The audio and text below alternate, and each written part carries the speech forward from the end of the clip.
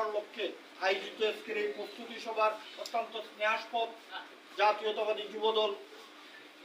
খানখোলা union শাখার সভাপতি মাহিন তরফদার উজ্জ্বল, সাধারণ সম্পাদক সঞ্চালনায় শামীম সহ উপস্থিত আছেন বিএনপির সিনিয়র সহসভাপতি আবু ভাই, জয়েন্ট সেক্রেটারি এবং আমার আরেক বড় ভাই সরকারি চাকরি করা সত্ত্বেও আবুদাই মাস্টার সাহেব, তারপরে আমার মুর্শেদ ভাই, আমার জায়েদ ভাই, আমার সময় ছাত্র দলের সভাপতি এবং সবুজ ভাই, আমার যুব দলের নেতা এডভোকেট তাজুল ভাই, আরেক স্নেহাস্পদ যুব নেতা মধ্য সহ আমার সামনে উপস্থিত ৫ নং ইউনিয়ন যুব দলের নেতৃবৃন্দ, আসসালামু আলাইকুম। ওয়ালাইকুম আসসালাম। পথ পাড়ি দিয়ে আজকে আমরা সুন্দর একটা অবস্থানে যে আমরা আজকে চলাফেরা করতে পারি, যে আমরা ৫ তারিখের পরেও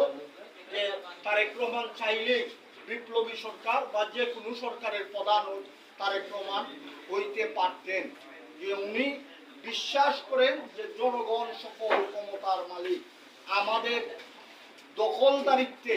আমাদের কোনো অংশীদারিত্ব নেই, যে আমরা বিশ্বাস করি জনগণের ভোটের জন্য আমাদের আন্দোলন ছিল।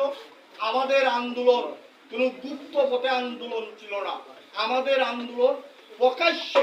ছিল যে আমরা জনগণের ভোটের অধিকার চাই, যে আমাদের অধিকার চাই, আমরা রাষ্ট্রের মালিকানা হবে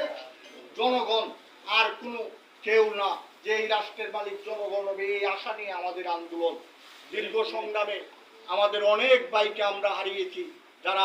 আমাদের কাছে থেকে বিদায় নিয়েছেন, শহীদ হয়েছেন, আমরা অনেক ভাই পঙ্গুত্ব বরণ করেছেন। আমি সকলকে আজকে সশব্দ চিত্তে স্মরণ করি এবং তাদের দুই আত্মার মাগফিরাত কামনা করি।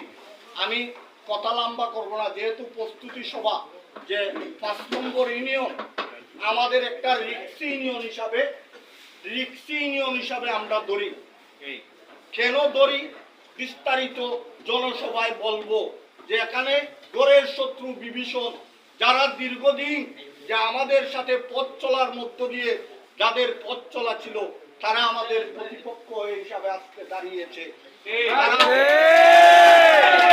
বেমালুম ভুলে যায় যে জনাব তারেক রহমান এদেশের স্বাধীনতার ঘোষকের ছেলে,